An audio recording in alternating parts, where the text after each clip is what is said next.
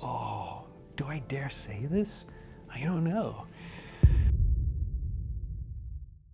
All right, I'm ready for you to send me the first question. What's one myth about studying education that you wish you could bust right now? Oh, we had to start with this one. Okay, that's an excellent first question. There's always been this vocal element that maybe people who are studying education, they only want to be teachers. That's not true, of course. You can do many things with an education degree.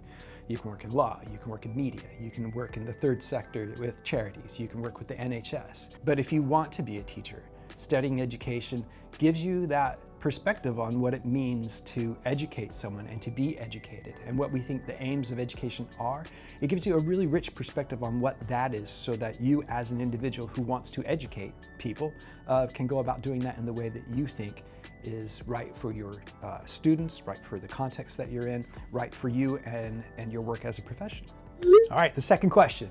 What's the difference between studying education and studying to be a teacher? Because our program does not have a PGCE component wrapped into it, the postgraduate certificate in education. Ours is a bachelor's in education, it's a bachelor's of science in education. And so at the end of our program, you aren't a qualified teacher or newly qualified teacher, but you're set up for success on these PGCE programs. The vast majority of our students who complete an education degree with us go on to succeed in postgraduate education in getting their PGCE.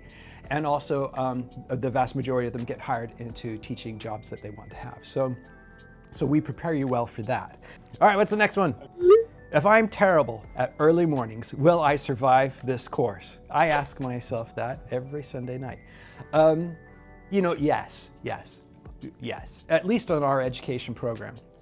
I feel like, for one thing, we recognize the lives of students. And so while the university may organize a workshop or a lecture or a seminar or some kind of teaching session at 9 o'clock in the morning, you know, you're not gonna come into a room with someone who's completely dispassionate about you and your experience.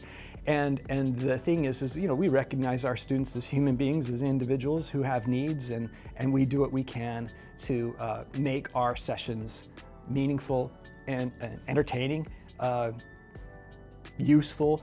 I could list all these different adjectives, but ultimately I think that irrespective of whether you're an early riser, a late night gamer or whatever, when you come into the teaching sessions with us, you're not just a faceless body in a room, you're a person that we have relationships with, and we understand the difficulties that come with attending university. And a lot of you are not only attending university, but you're working, you're caring for folks, you're doing lots of different things, and we recognize that. So we try to make your experiences with us as meaningful, as useful, as positive, and supportive as possible. These questions, I am not expecting these questions, so it's great. Is this course only about schools, or do we look at other types of education too? That is an excellent question. So currently on this course, we have modules that talk about the broad kind of history and organization of education writ large. So we focus on education in the United Kingdom, but it also is situated against education globally.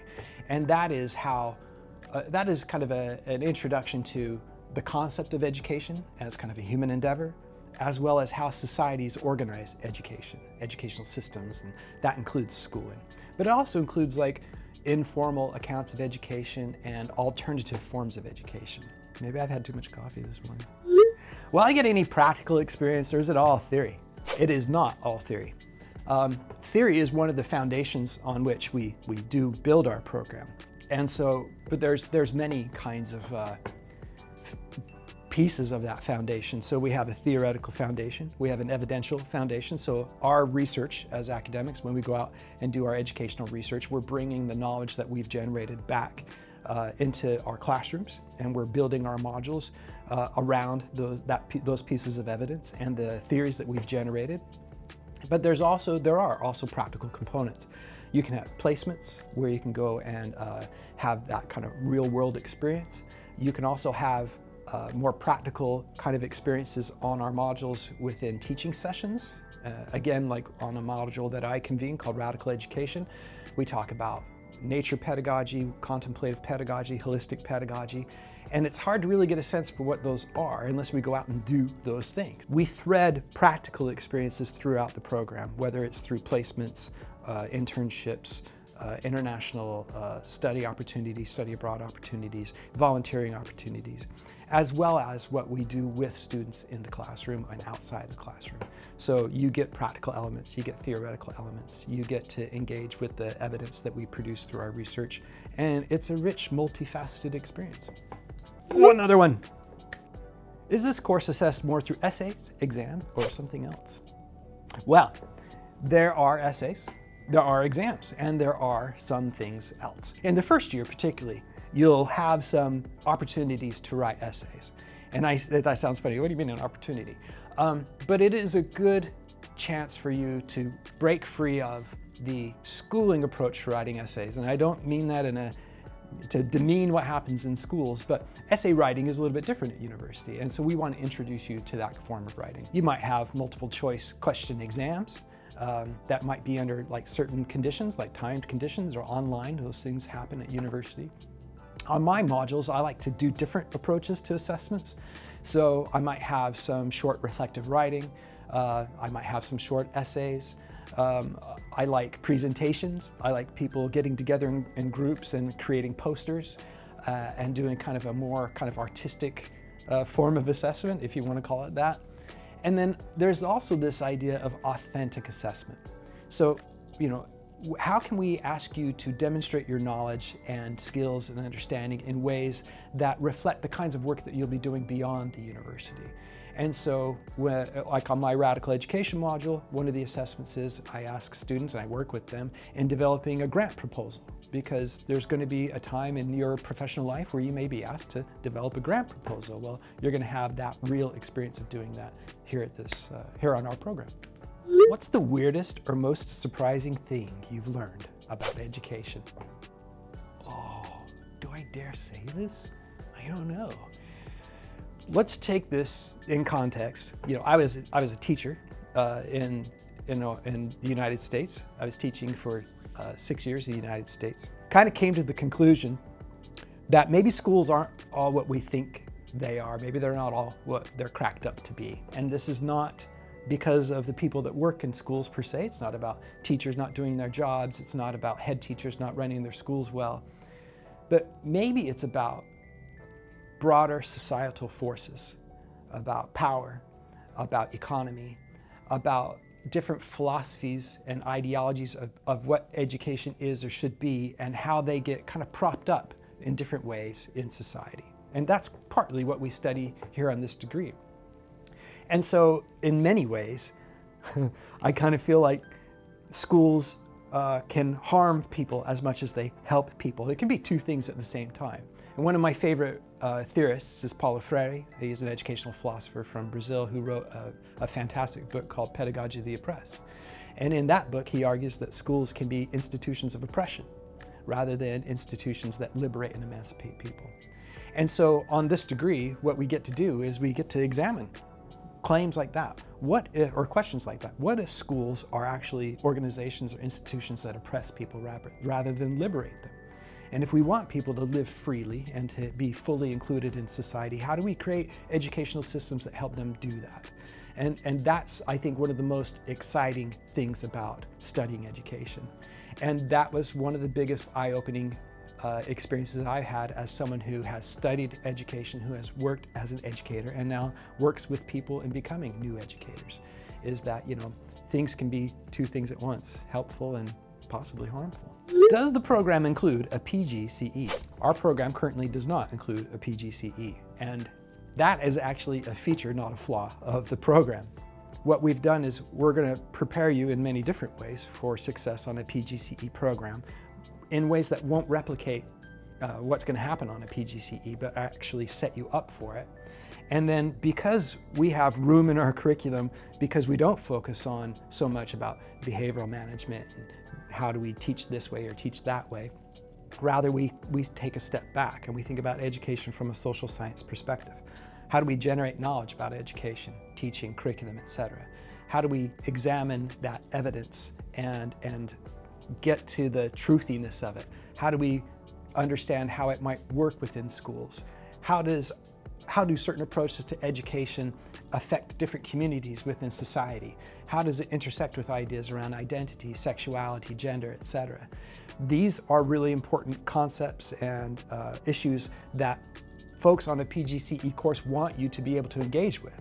And so it's nice to go into a PGCE course prepared for those conversations rather than learning it as you go. What's the student community like? Do we get to work together a lot? Education is a social endeavor. It's something that happens amongst human beings organized in certain ways. And so there are many opportunities to work together, but that's not so much just community life here at Cardiff University. We have many societies that you can get engaged with. Cardiff is an amazing city. It's a little city that feels big. It's got a vibrant nightlife. It's got lots of green spaces. It's a very walkable city. And it's a city where I feel like people settle into quickly and feel home in quickly. And at Cardiff University, we have a concept called Cynefin. It's a Welsh word that kind of speaks about your habitat and your sense of belonging to it. I have a friend who talks about Cynefin in terms of a verb. How do we Cynefin? How do we make sure we feel at home amongst the places that we're in? So in terms of the communities, you will have opportunities to work with each other on assessments or within teaching sessions with your peers, but you also have independent study as well, and that's good to have that contrast. But I think the most meaningful thing, the most important thing, is engaging in that kind of social aspect of what it means to be a student at Cardiff University. Get to know the lecturers and the professional staff, get to know other students, get to know the city a little bit, and bring those experiences in and out of the teaching sessions and other experiences that you have. What's one random skill students on this course accidentally pick up? Accidentally pick up. The unintended curriculum is what we call that. I think the number one thing that I've noticed that students develop when studying with us is a sense of confidence in themselves. I spent a lot of time with year 3 students, and to see the difference between them coming into year 1 and ending at year 3, where they're able to speak with such fervor and authenticity and richness, and they see themselves in a much more interesting way, a complex way, because they are able to think about the world in ways that maybe they weren't prepared for when they first came into university. And that is, I think, one of the most rewarding aspects of my job, is being able to see that development over time and to have such rich and meaningful experiences with such interesting people. If you could give one piece of advice before starting, what would it be? One piece of advice. Oh, I love giving advice. What would one piece be? I would say, particularly if you're going to study it on an education course, but I think maybe this is for everyone, is think about unschooling yourself a bit. Doing some critical reflection, thinking about where you've come from and where you think you're going. What do you want in the future? What have you done in the past? And where do you see the past and the future engaging in your present? And once you start to see those things happening, you can start to make decisions about what you want next. And if you want an excellent university experience, I think that's one thing that might help you get that.